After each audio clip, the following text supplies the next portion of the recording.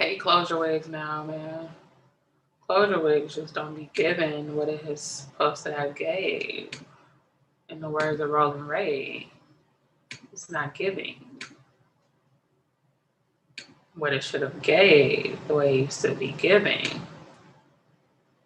All right, I'm gonna wait for people to trickle in. Trying to get right. I don't have an itinerary or anything for us to talk about. I kind of just want like a free flowing conversation. Um, so first and foremost, let me know how you guys feel about the election results and the election and everything that's going on. I really don't like to talk about politics too much, but I think it's important to talk about politics. Oh, look at my cat being bad.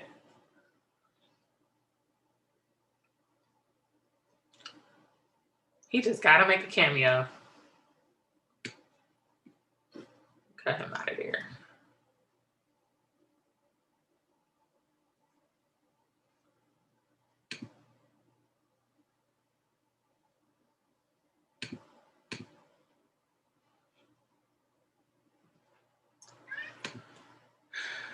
All right, I'm kind of busy.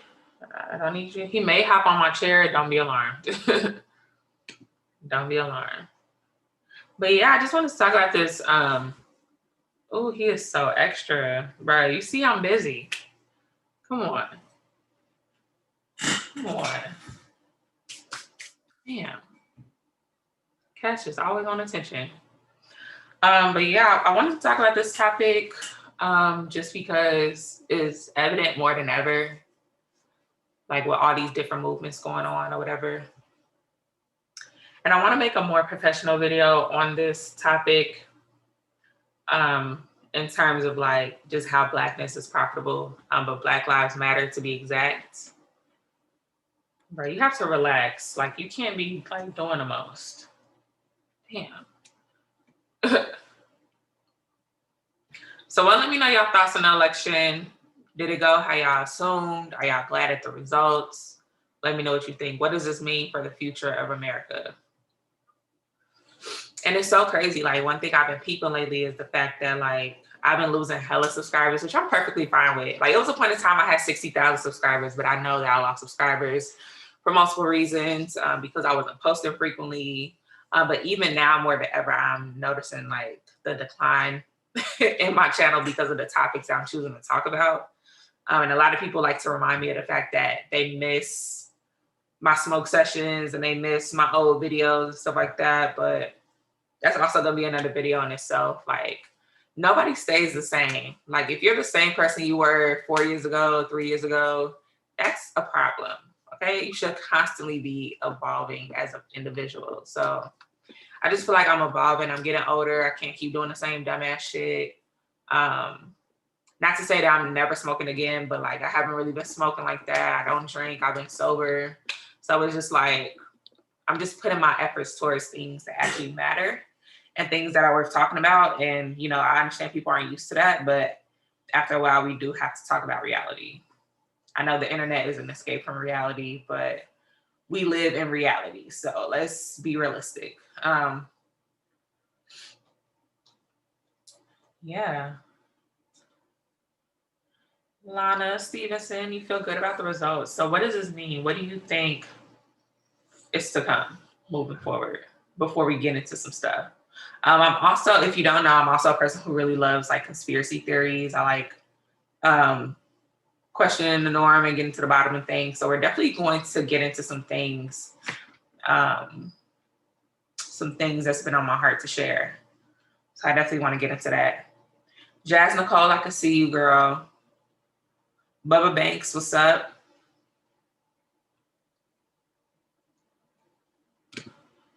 Yeah. I also been noticing on my channel that, like, do y'all get notified that I go live? Like, how do y'all know to join my live? How do you know? Because I feel like my content has also been like suppressed. At least on my voter suppression, content suppression for sure. And even throughout like the whole like presidential campaign that's been going on, I've been noticing a lot of like suppression period, when it comes to content. Like on Instagram, like the algorithm is all messed up. I know I'm shadow banned on Instagram because of my Fuck 12 shirts. Like, I understand, but it's also freedom of speech too. So like they're technically imposing on my amendment and my rights, the First Amendment rights. Like I just noticed like you can't use hashtags on Instagram no more. Like it's getting kind of weird. It's given very much communist country. That's what she's giving.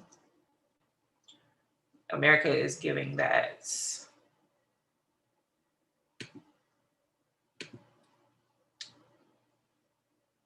I also think it's absurd that like, did y'all see that video of that white Christian preacher woman? Like that's ridiculous. And I think that's like the sad part about like when it comes to like Christianity and like within this whole political campaign is that like that's what people think of when they think of like Christians, is that like the white people doing the absolute most. Lana, you personally feel as though us young folk have to get back out there and start voting on the local level, furthering our chances of having someone in office that we truly believe in. Agreed. Oh, I appreciate that. Okay, so you put your notification bell on. So that's like the only way. Okay, so let's get into some things. There's not many people in here, but let's just get into it. So I really want to break down the first part of how Black Lives Matter, the organization, is capitalizing off of Black trauma, right? And if you was on my last live with the bishop and he mentioned Black Lives Matter for a little bit, you would know hearing it from his mouth sounded really crazy, especially the angles he was taking. It wasn't being delivered properly. But Black Lives Matter is in fact capitalizing off of Black trauma. Now you're probably like, what are you talking about? How is that possible? What are you talking about? So first of all, Black Lives Matter was started by a man by the name of George Soros, and I'm about to pull him up. Well, actually, Black Lives Matter was started by the 3 Black women, right? But it's funded by George Soros. And George Soros is a billionaire. And you're probably thinking like, okay, a white man is funding Black Lives Matter. Why?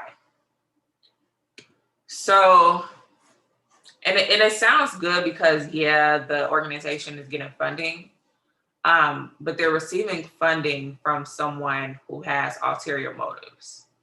So Black Lives Matter is not only being funded by George Soros, but Antifa is also being funded by George Soros. And Antifa hasn't really been like, if you're really into politics and you are aware of like Antifa and the role that they play and what they do. So Antifa pretty much stands for anti-fascist, which is FACIST. And a fascist society, which a lot of people are against, that's FASCIS, like fascism. So it's a far-right authoritarian group. How can I explain this? So fascism is, the lefties are the liberals, right? So fascism will be the opposite side, the far right, if I'm not mistaken. Or somebody correct me if I'm wrong. Let me look that up.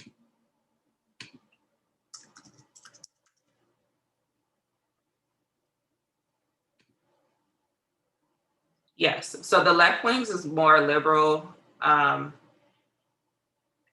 the right wing is more authority, hierarchy, conservative, like nationalism. Yeah, so based on what Wikipedia is saying, even though Wikipedia is not always a good source, but it's good enough in this instance. So the left wing is categorized by an emphasis on ideas such as freedom, equality, rights, progress, reform, stuff like that. And far right is more authority, hierarchy, order, duty, like more conservative.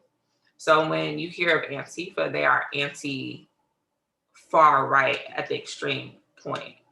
And Antifa hasn't really been getting much coverage until like this year when like all the riots and stuff broke out.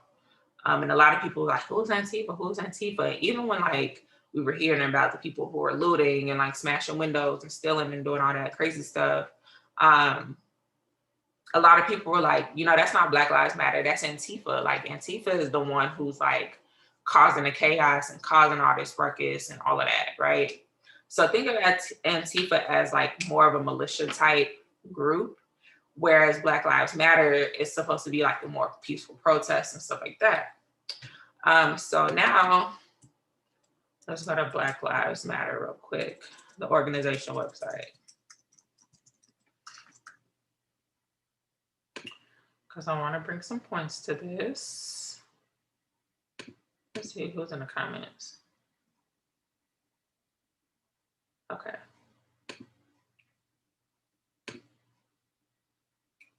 So I'm going to just share my screen real quick. Google Chrome, share. Okay.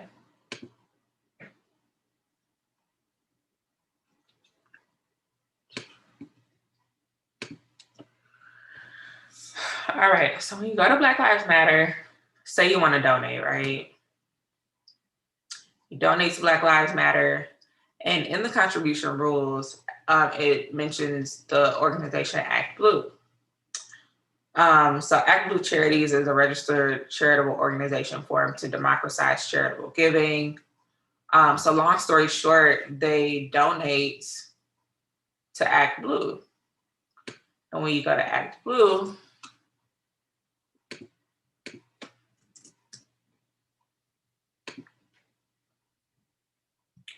Act Blue is an organization where pretty much you donate if you're a Democrat. We're going to get to that. If you're a Democrat, basically they help to take this money and put it behind Democratic candidates, right? So automatically, no matter what your stance is, if you donate to Black Lives Matter, it goes back into the Democratic Party. Also, let's go back to Black Lives Matter. I'm trying to go to the mission statements.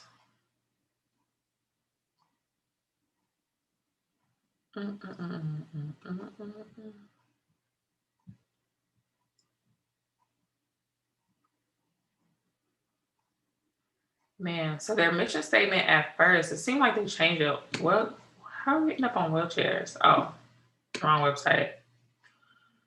About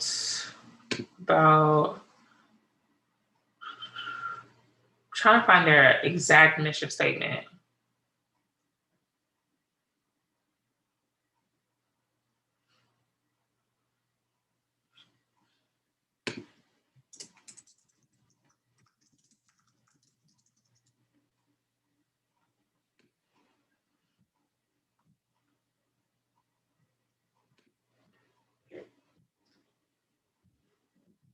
Man, they must have just changed this. So at first, when I looked at the website, right, this was like a while ago when I was just reading about like the whole thing about like Black Lives Matter and what was going on with that. Their mission statement and Choice TV, I don't know if y'all watch Choice TV, but Choice TV covered this. So it's in his video, so I know I'm not tweaking. Their mission statement was to dismantle the nuclear family, right? So here we have an organization, and everything seems innocent. So I just want y'all to listen to this with an open mind. You have an organization who is now being bundled up in a group with Antifa, right? And Antifa has their own thing going on. They're on the more extremist side of things. So they're liberals, but they're more on the extreme side with like a militia type force behind it. Then you have Black Lives Matter, organization that is just here to disrupt, white supremacy, but also disrupt like the nuclear family. So they also rally behind like, the LGBTQ community and everything else. So what's happening to Black Lives Matter? Black Lives Matter started very innocently. And I think what is going on now that we're in like high racial tension, what's going on is that a lot of other initiatives are being looped in with Black Lives Matter. And the movement is essentially getting hijacked by other, groups that's looking to attach themselves to Black Lives Matter.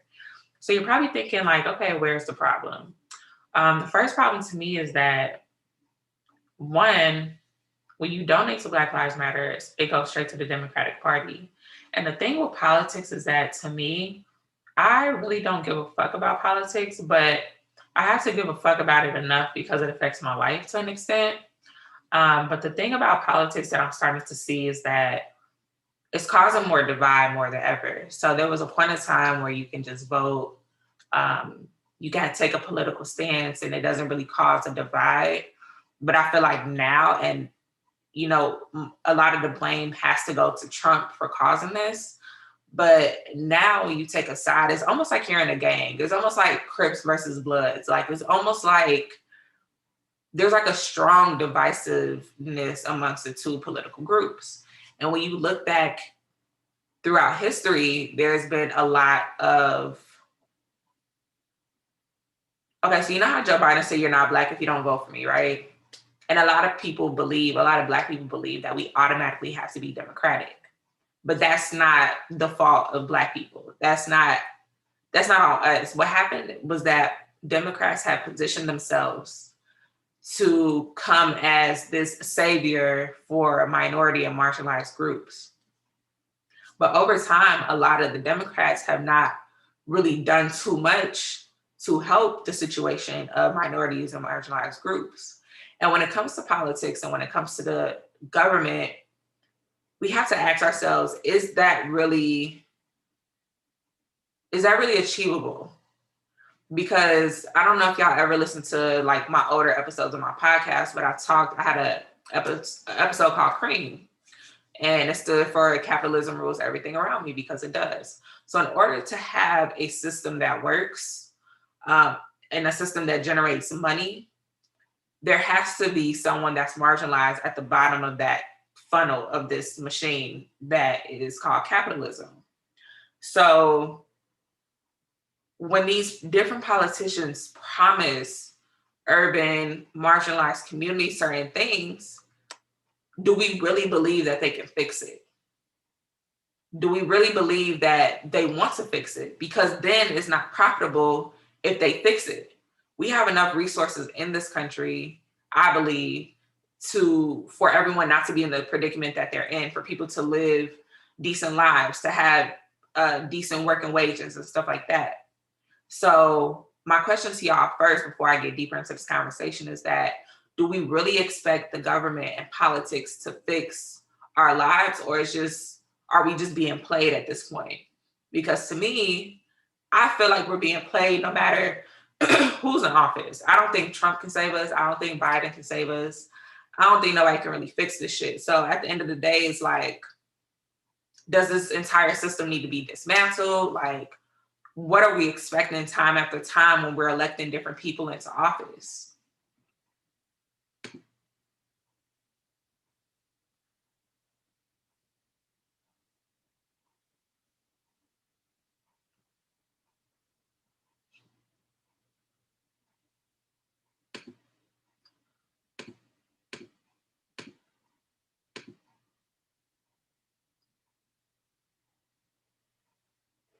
So if we look back at history, right? At a point in time when it came to the political parties, the roles were reversed. Once upon a time, right, there were more Black people in favor of the Republican Party than they were the Democratic Party. And I actually want to pull this up.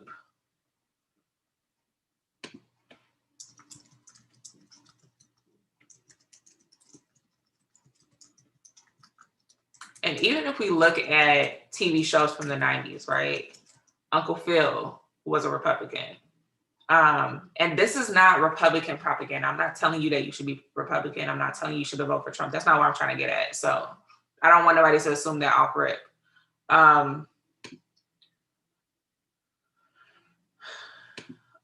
Frank Mitchell from Moesha, conservative Republican man. So what happened for the roles to be reversed? Like, what happened in history for things to be flipped?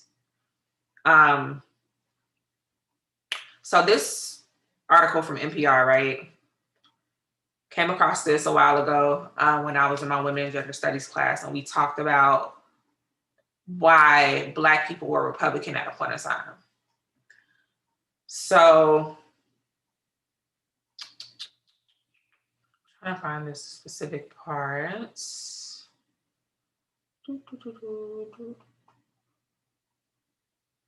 Okay.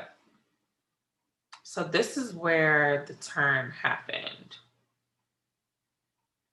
So it says Black voters began supporting the Democratic Party in numbers almost a century ago. But the events of 1964 marked a dramatic shift in voting patterns that's still with us today. Vincent Hutchings, a political scientist who studies voter patterns at the University of Michigan, says that the first major shift in Black Party affiliation away from the Republican Party happened during the Depression. Franklin Roosevelt's second administration, led by the New Deal, made the Democrats a beacon for Black Americans deeply affected by the crushing poverty that was plaguing the country. But many Black voters stuck with the party of Lincoln. The data suggests that even as late as the 1960s, only about 2/3 of African Americans were identified with the Democratic Party. Now, 2/3 is a pretty big number. But when you compare it to today, the numbers hover about 90%. So what happened? According to Hutchings and to Tufts University historian Peniel Joseph, Barry Goldwater happened. Barry Goldwater for Republicans becomes a metaphor for the Republican response for this revolution that is happening in the United States. The revolution was Freedom Summer, the period 50 years ago when hundreds of college students, most of them white, had journeyed to Mississippi to help Black Mississippians become registered voters. The state response to that integrate the movement have been swift and violent. Less than a month before the GOP met for its national conventions in San Francisco, organizers Andrew Goodman, James Chaney, who was African American and Mississippi born, and Michael Schwerner had been kidnapped on a dark back road in Neshoba County. The only hint that they existed was Schwerner charred Ford station wagon. The media attention that followed the men's disappearance rode the entire South. Their bodies would be found in early August, buried in the shallow earthenworks of a dam. Then 2 weeks after the men's disappearance, and mere days before the GOP convention opened, Lyndon B. Johnson signed the Civil Rights Act into law, making discrimination in public venues illegal. This one, I'm trying to get to the point in this.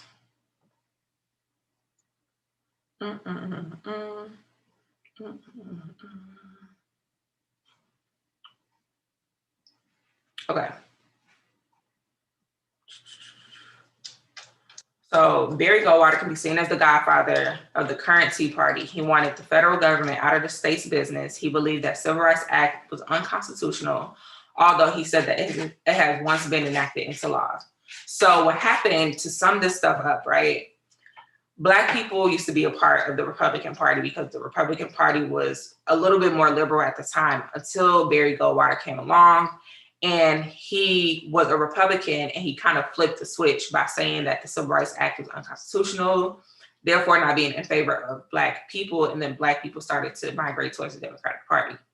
So the reason for me even bringing this up is the fact that I feel as though Black people have been played with throughout history, and that no matter who is in office, Black people will always be a marginalized group. And because this country was built on the backs of Black people, and Black trauma, they want to keep the system going that way. Like, there's no point of changing it when they can just package it up in a nicer way, if that makes sense. So I'm saying all of this to say that, do we just deal with it? Like, are we at a point where, like, you know, we can't really choose what goes on with the government, and we just have to deal with it, and we have to continue dealing with the lesser of two evils? And to me, this whole election has been crazy because not only do you have Trump, who is the epitome of a lot of Republican candidates, which is outwardly racist, which is very capitalist, which is very not giving a fuck about, you know, the people at the bottom of the totem pole, right? And then you have the Democrats, and the Democrats are more, to me, and it sucks to say this, but I feel like Democrats are more racist behind your back. And it may not even be intentional racism, but it is definitely systemic racism and things that are ingrained into the politics, you know, of the nation. So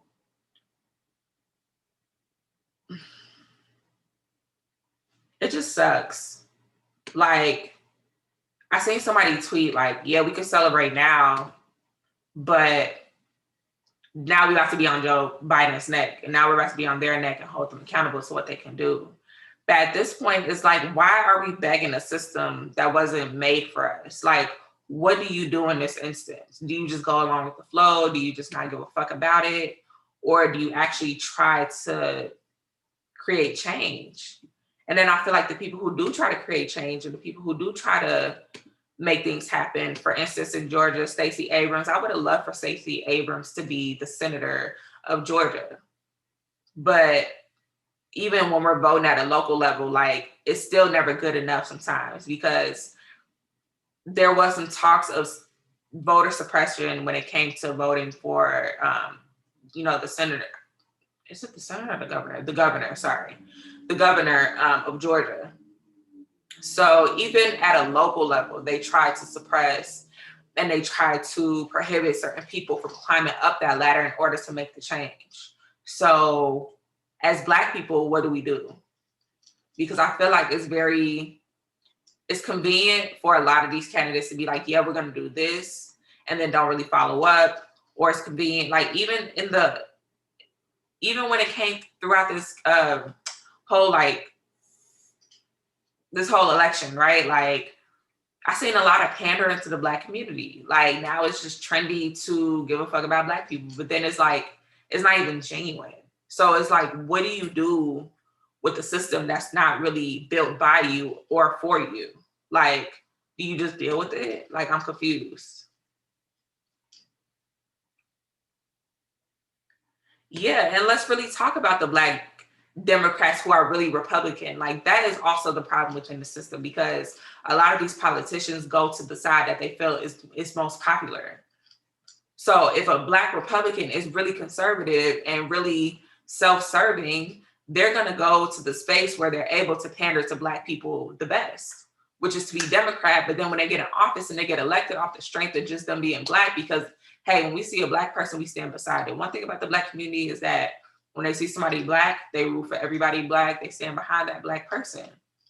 So it's really snakes in the grass on both sides. Like, and then independent parties don't even matter. So what do you do with that? What are we supposed to do?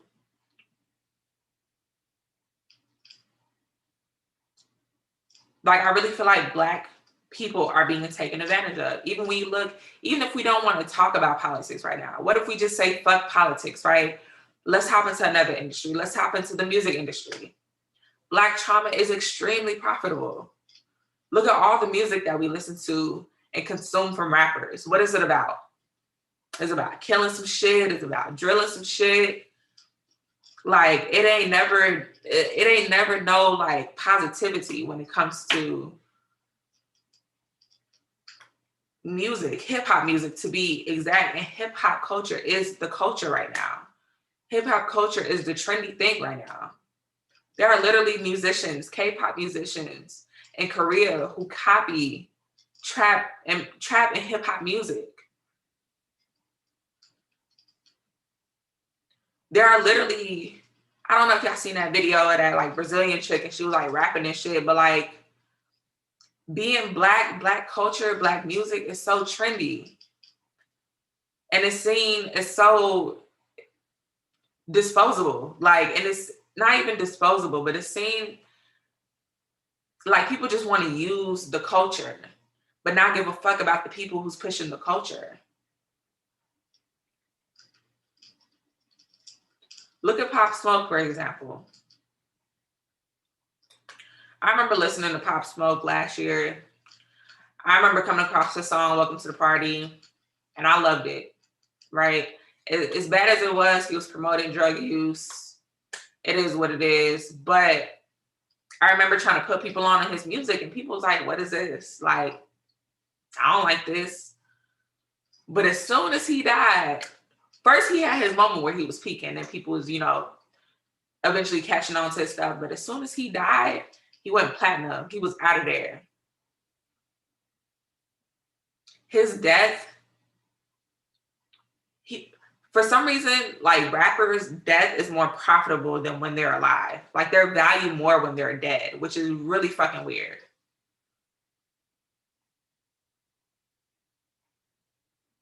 Like Black rappers literally become icons when they die, tragically. Look in Pocket Biggie. So now a recent situation that we have, a recent rapper just got shot and killed. By the way, super traumatizing and super, I don't think it's healthy for us as Black people to constantly be seeing Black people die on the internet. I don't know why that is so easily accessible for us to see Black bodies being killed on the internet. At this point, we are literally desensitized to seeing people get killed on the internet, our people specifically. And then you got all these major labels ran by the whites who's pushing this agenda forward. Now, I can't sit here and put all the blame on white people and the labels and stuff like that, because it's not all their faults, because at the end of the day, we are also the ones who are glamorizing this lifestyle and this culture too.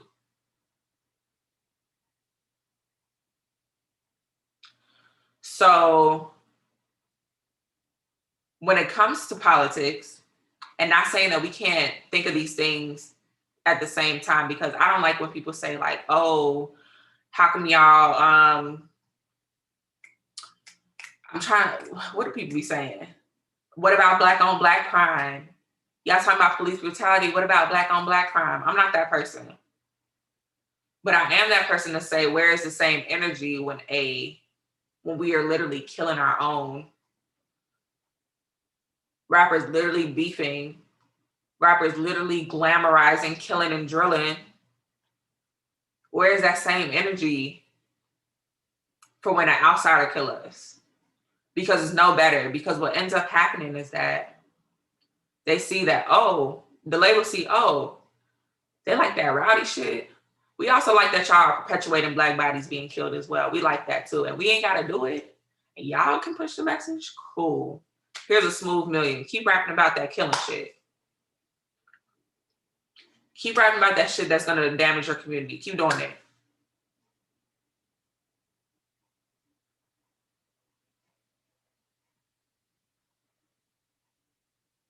It's sad. How many slave movies do we need to see?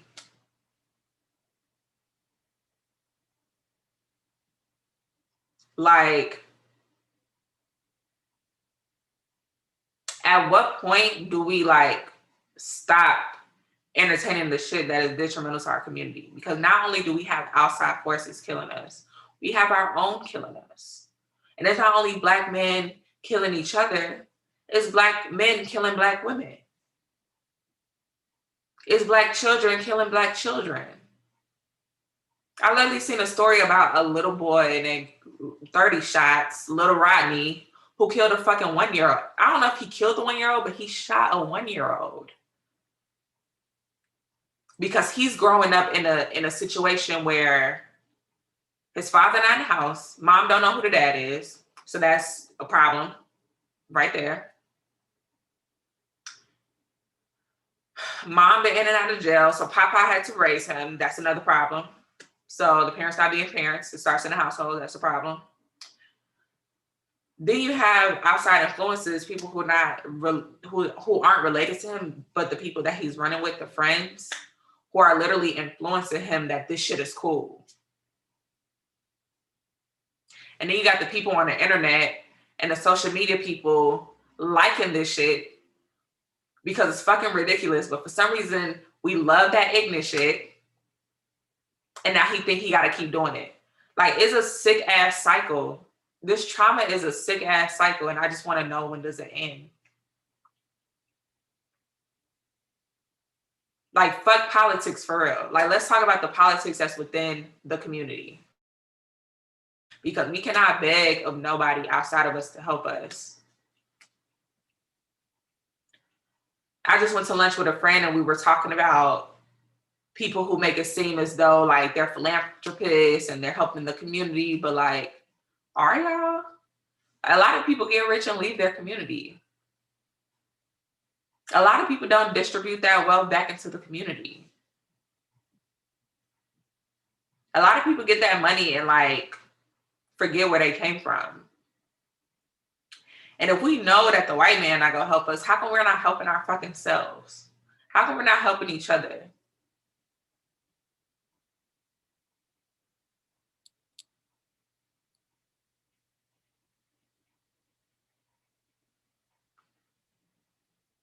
Like, are we just gonna continue to be like the butt of the jokes and the butt of society? We just gonna continue to be the tail. And the crazy thing is, Black people are so influential.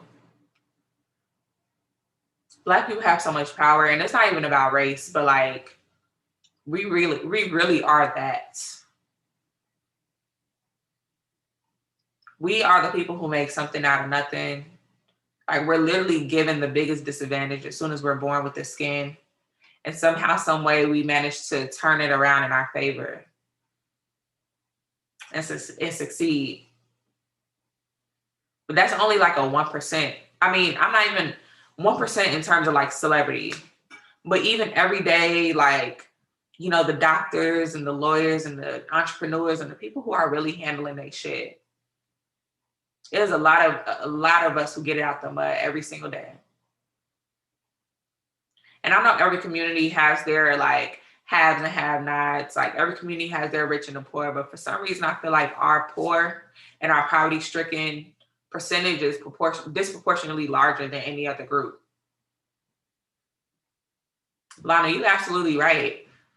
I was I was in Clubhouse. I don't know if you ever heard about the Clubhouse app, but they were literally talking about how they came across some, I don't know, they was watching something, reading something, whatever, and the person said that we literally have trauma ingrained in our DNA.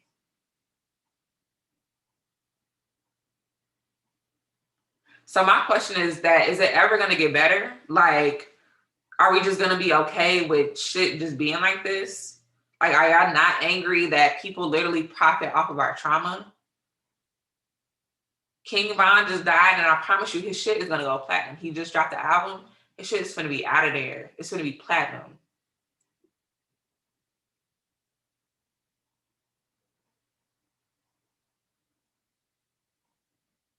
And it's sad because it's like, we hate the rappers who rap about this shit and don't do it, because you're only perpetuating a lifestyle that you would never partake in because you understand how dangerous it is. But then the niggas who's really living this shit and doing this shit, they not know better, because look what happens.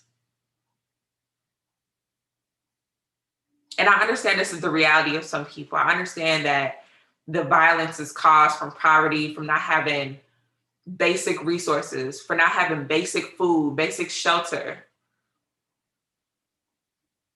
good living conditions. I understand that the violence is that's where it comes from. But the thing about gangs, from my understanding, I thought gangs were established to protect the community. I thought gangs were established to give back and provide and protect the community. I thought gangs were established because since the police were killing us and they weren't protecting us, they were supposed to protect us. But I don't know what happened and what paradigm had to shift for that to be that gangs were literally terrorizing and breaking down and destroying our community.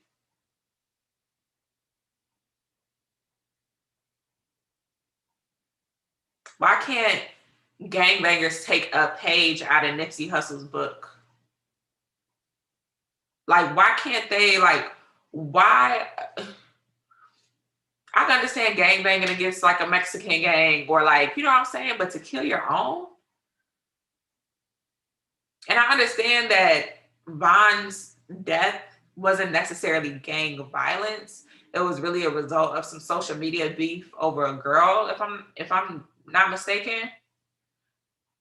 But like, is it that serious? He had to die for that?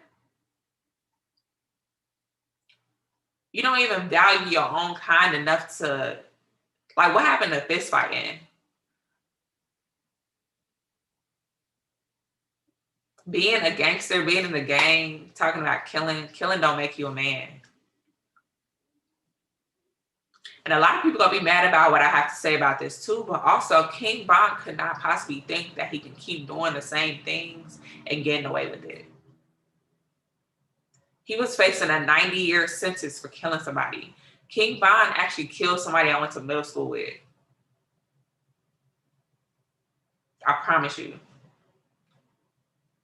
I don't even know if it's snitching. It's public knowledge at this point, but he snitched on somebody I went to middle school named Malcolm Stuckey. And I remember Malcolm Stuckey because I was my homeboy in 6th grade. King Von talk about rapping and killing and shooting people all the time. But then again, King Von is a product of his family and his environment. His dad was King David. I mean, not his dad, his grandfather was King David, who apparently is the person who started Black Disciple Nation. But my thing is that as Black men, if y'all go come together in numbers like that, if y'all go bang some shit and really be about some shit, how come it can't be something that benefits the Black community? I honestly don't even feel comfortable standing behind Black Lives Matter because the Black Lives Matter movement has gotten hijacked. Bruh, I don't have another Clubhouse invite. I'm sorry. I'm sorry. Lachelle, girl, I've been soul searching. I've been getting right, getting money. So what is the solution here? Like, I'm so tired of like the marching in the streets. Marching in the streets ain't gonna do shit. It ain't gonna do shit. It never will do shit. I'm sorry. They gonna tear gas our ass up. They gonna shoot them damn rubber bullets. I seen Georgia State Patrol with an army tank. Like, they preparing for some shit. And this was some months ago. And it only gives them a reason to enact martial law, if we want to talk about it. Looting, I understand the anger. I understand the frustration. I understand, but does looting a designer store really help? I mean, maybe it's their karma, because a lot of these designer stores that we go so hard to rep and buy, a lot of them don't even want us wearing their shit anyway. So, I mean, I understand it. But honestly, looting only further enforces the stereotype of Black people being wild and being whatever the fuck they want us to be. So my question to y'all is, how do we fix it? Or can we fix it? Or is it our job to fix it? Because I don't believe in constantly talking about the same shit and not having a solution. But I also don't believe that no politician, no white man can save us.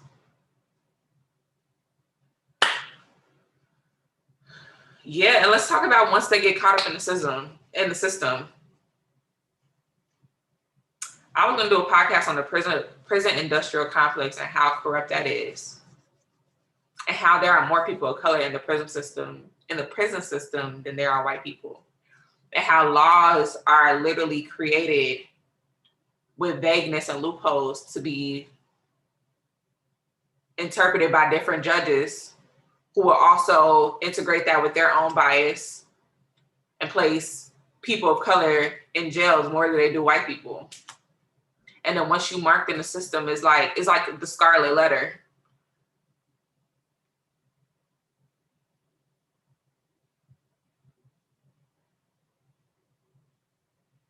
I don't know. It's just sad. really sad.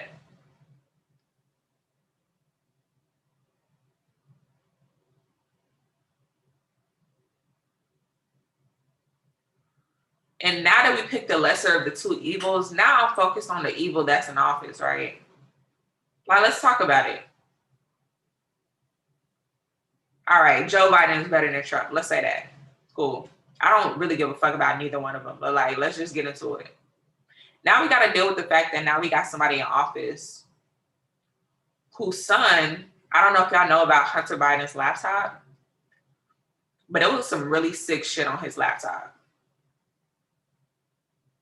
Like, Hunter Biden was literally having sex with his daughters on that laptop.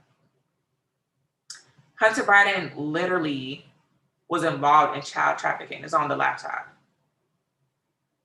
Hunter Biden was also stealing money from various foundations and organizations and nonprofits and funneling it into a Chinese bank.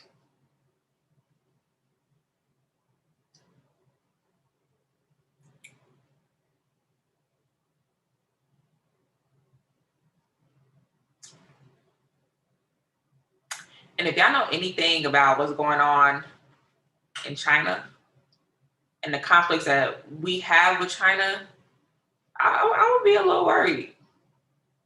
I would be a little worried. See, last time when Trump got elected, we had Russia to be worried about. It was Russia who helped hijack the election. It was Russia that was cool with Trump, and Russia was not an ally. So now we're in the same situation again with Joe Biden.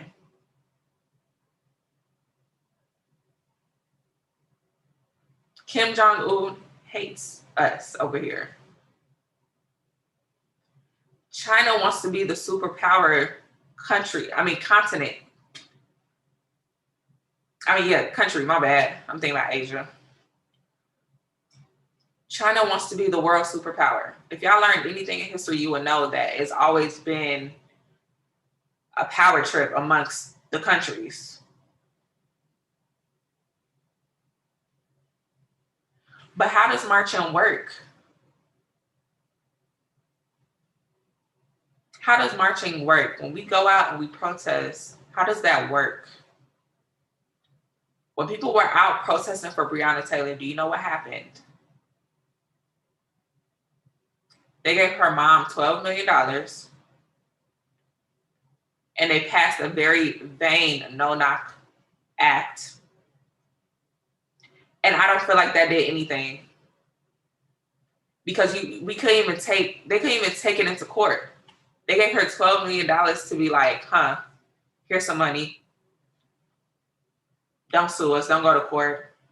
It was on Breonna Taylor's mom to pursue that to the fullest extent of the law instead of being okay with the $12 million settlement. Shit, $12 million is a lot of money, but what's $12 million when the economy finna collapse? We in mad debt because they keep printing money. They're trying to actually get rid of money and move us into a cashless society. That's why you see a lot of places not accepting coins. Yeah, China is becoming more evident that China is becoming the world superpower. So with that being said, you got to look at China and see what China got going on. Correct me if I'm wrong, but I believe China is a communist country. And if China got their hands in US politics, what does that mean for the future of the US? China literally started a digital Bitcoin situation. What do you think that means for us? A lot of the times you can tell where the country is going by looking at other countries and what they're doing. So right now in Europe, they're going back on lockdown and they have a curfew and there's a siren that goes off when it's time to go in the house. What y'all think finna happen? They finna put our ass back in quarantine and they not playing this time. Like it's gonna be to the point where we can't even go outside unless we're authorized to. It's gonna get to a point where you can't even go back to work unless you take a mandated vaccine. And I mentioned in my last video that I don't feel comfortable taking a vaccine. The same vaccine who has a patent out by Bill Gates. The same Bill Gates who last year had some sort of press conference about Event 201. Let's get into Event 201. Let's get into Event 201.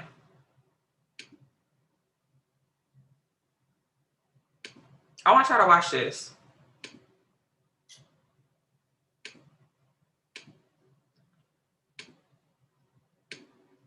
I really want y'all to watch this because we can't be naive and we really can't think that everything is peachy keen because it's not.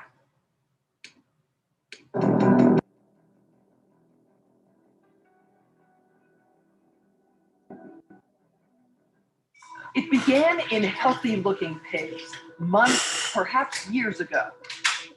A new coronavirus spread silently within herds. Gradually, farmers started getting sick. Infected people got a respiratory illness with symptoms ranging from mild flu-like signs to severe pneumonia. The sickest required intensive care. Many died. Experts agree, unless it is quickly controlled, it could lead to a severe pandemic, an outbreak that circles the globe and affects people everywhere. The mission of the Pandemic Emergency Board is to provide recommendations to deal with a major... It's not even a video. I'm trying to find the panel.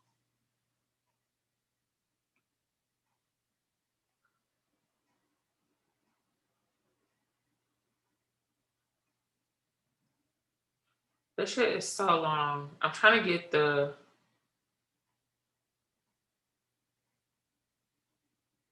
Okay, right here. If you shop anything online, you need to get ShopTagger. I didn't realize how much time and money I could save until I started. We've actually invested very little in a system to stop an epidemic. We're not ready for the next epidemic. In April 2015, following the Ebola outbreak in West Africa, co-founder of Microsoft Corporation Bill Gates had predicted that the world would struggle to cope with a highly infectious virus and also warned about its dangers. Unfortunately, it appears that nobody listened to him then as the world continues to battle with a coronavirus pandemic. It all happened when Bill Gates participated in a 2015 TED Talk and revealed his fears of a potential global epidemic. Gates, who has donated $50 million to speed up the development of a coronavirus treatment, had also made an appeal for becoming better prepared to tackle the same. So what did Bill Gates really say in his TED Talk titled, "The Next Outbreak, We Are Not Ready"? Bill Gates started his talk by mentioning that when he was a child, the disaster the world worried about most was a nuclear war. He said, if anything kills over 10 million people in the next few decades, it's most likely to be a highly infectious virus rather than a war. Not missiles, but microbes, he added. Bill Gates, one of the richest people on earth, recently abandoned his active role at Microsoft to devote more time to his philanthropic Bill and Melinda Gates Foundation that tackles the biggest humanitarian problems our planet faces. During that TED Talk, Gates went on to say that enough hadn't been invested in a system to stop an epidemic, warning, we are not ready for the next epidemic. Reflecting on the outbreak of Ebola in 2014, he said there was no team of epidemiologists on staff. I'm trying to get this actual TED Talk. She catfished me. Hold on. Decades. It's most likely to be a highly infectious virus rather than a war. Not missiles, but microbes. Now, part of the reason for this is that we've invested a huge amount in nuclear deterrence, but we've actually invested very little in a system to stop an epidemic. We're not ready for the next epidemic. Let's look at Ebola. I'm sure all of you read about it in the newspaper. Lots of tough challenges. I followed it carefully through the case analysis tools we use to track polio eradication. And as you look at what went on, the problem... This is 8 minutes, so I know he's kind of annoying to listen to. I'm gonna drop this in the chat, and I really want y'all to watch this when you have a chance. Let me close this out.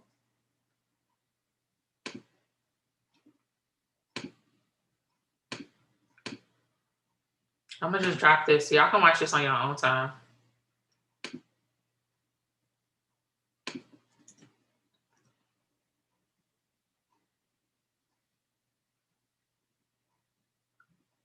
So basically, hold on, 201. Okay. Event 201 goes hand in hand with Operation Dark Winter.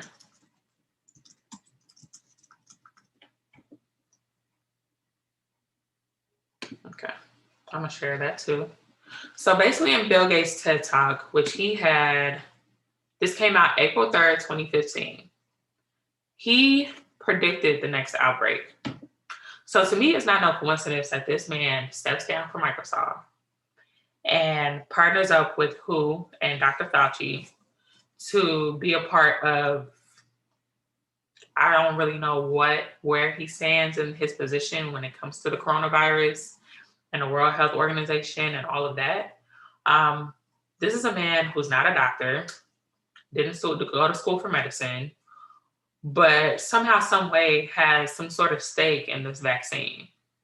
The same man who has a patent on this vaccine. Why? Questions to ask.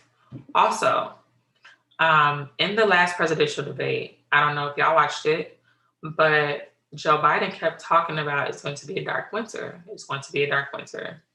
And I'm a firm believer that entertainment and media always foreshadows what's to come, always drops hints on what's to come and what's going on. So the average person would just think like, oh, it's going to be a dark spirit, like a energetic, like talking energy wise, like, oh, it's going to be real dark. It's going to be a dark winter, right? And he said it a few times. So my thing is, why would he bring up dark winter? What does that even mean? I have two explanations for that. Possible conspiracies. The first one is an actual CIA operation called Operation Dark Winter. I'm gonna share with y'all.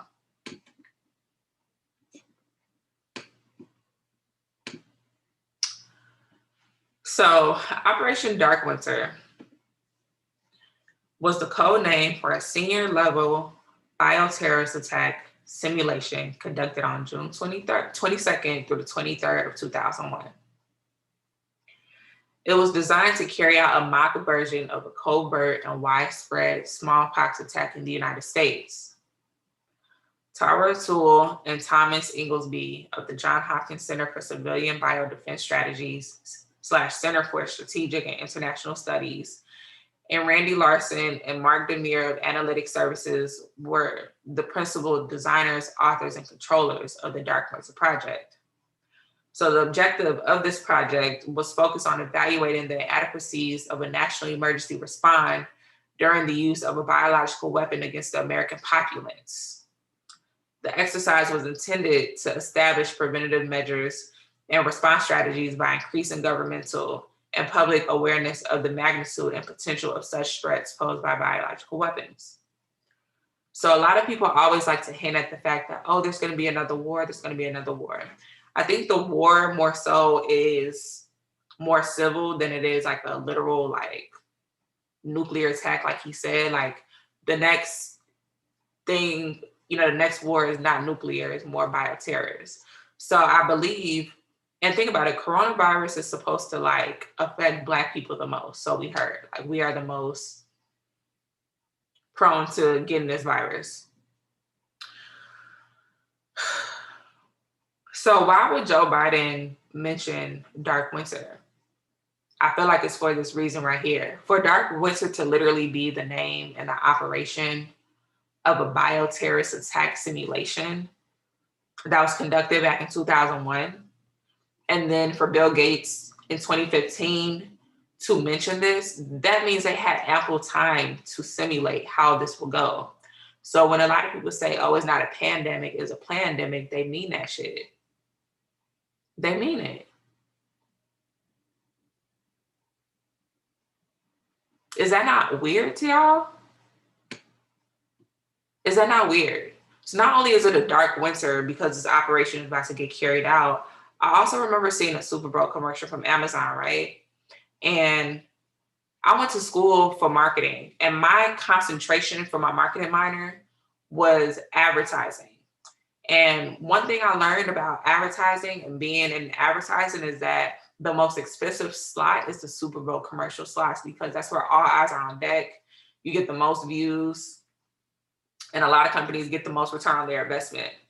So Amazon, being the $1 trillion company that they are, they had this Super Bowl commercial that I want y'all to watch, and we're going to discuss it. We're going to discuss this.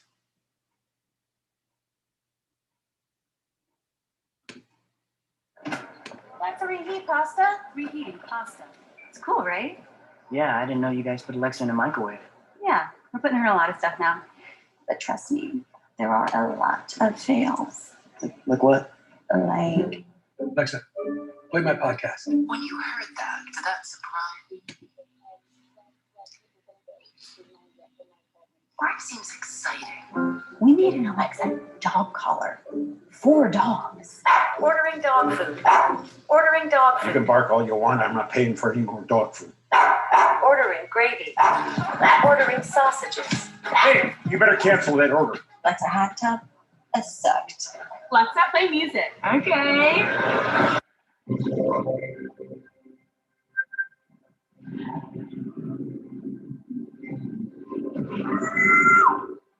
And then there was the incident. Wait, that was you guys.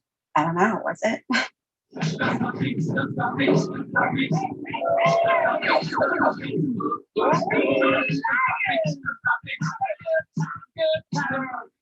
Powering down. Powering up. Powering down. She says she's doing it, but I don't see anything to you. Holy.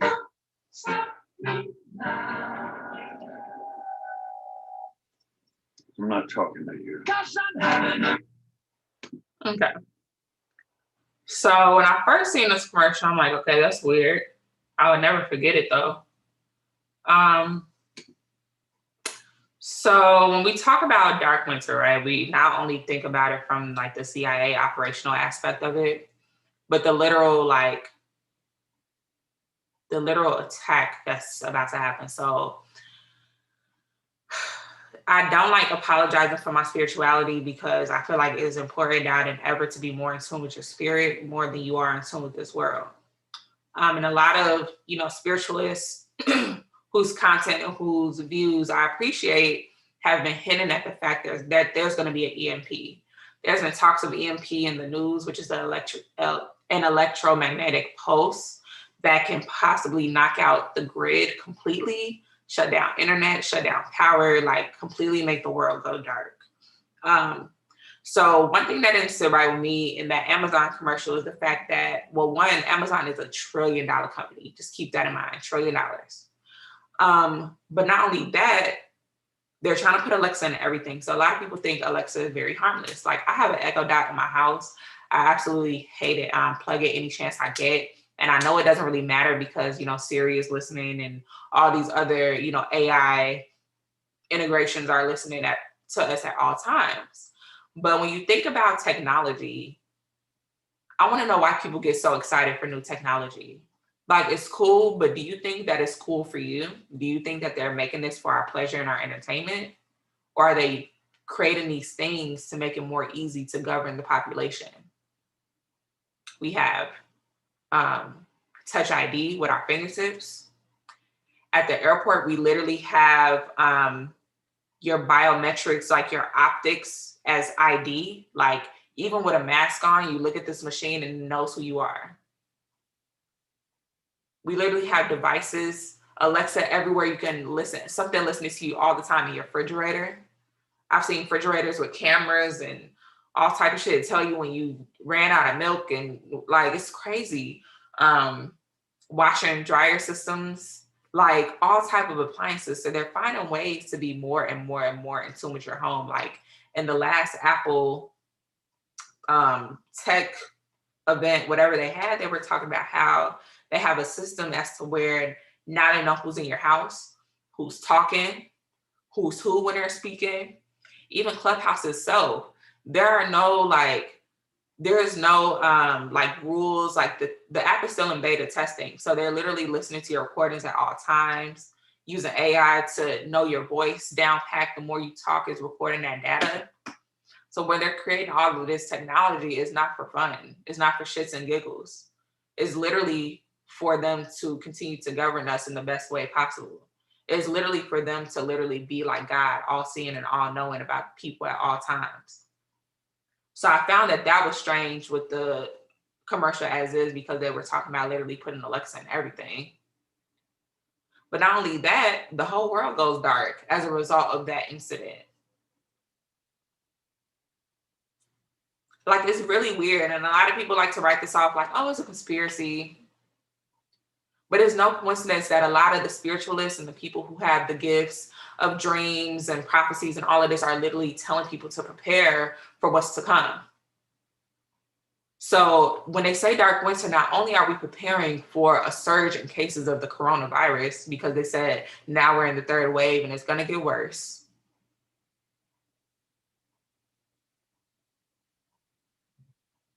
Bioterrorist attack. Then we also have to literally prepare for shit to go dark, literally, as in the grid being knocked off.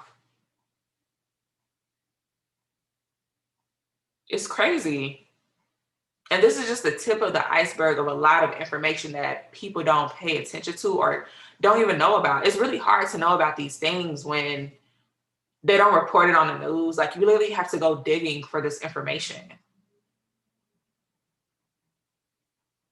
My content is literally being suppressed for talking about shit like this.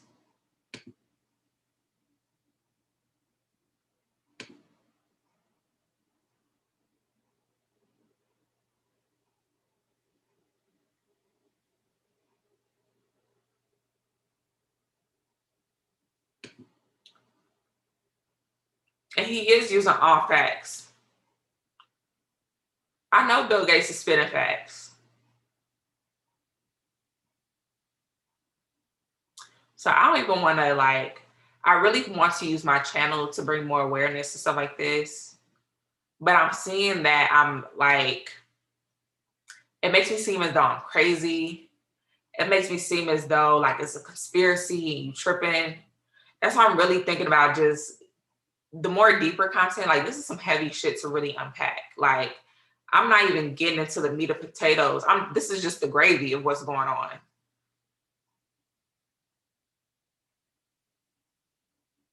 And it sucks because I looked up my life path number, and my life path number was number 7. And it has a lot to do with just being so spiritually in tune, like naturally being a spiritually aware individual. And I feel it. When people ask me where I've been, I was literally soul searching, and I found my purpose, and I found what God has put me on this earth to do as far as anointing. And I just know that I'm put on earth to spread information and wake people up. It don't even really matter what political party you're a part of. It really don't matter like all the riches and shit that you acquire in this life. It's really just about a spiritual war. And I know people are tired of hearing that it's a spiritual warfare. It is. It is. In my last video, I talked about how we're being spiritually attacked every day. But one thing about me, and I'm pretty sure this is is a book called like The Art of War or some shit. Never read it, but I'm pretty sure one of the rules in that is to know your enemy better than you know yourself type shit. And I'm a person that likes to know the person who's attacking me. I like to know my enemy. So if you don't know the forces who are attacking you all the time, I mean, then you're just going to be oblivious and caught off guard with these attacks. So I feel like it's been an hour. I spent a lot of time on this already. I'm going to say this in every video. Do your research. Shit is a lot much deeper than you know. P-Gate is very much real. Human trafficking, very much real. Organ harvesting, very much real, especially with Black people. Child trafficking, very much real. Bioterrorism, very much real.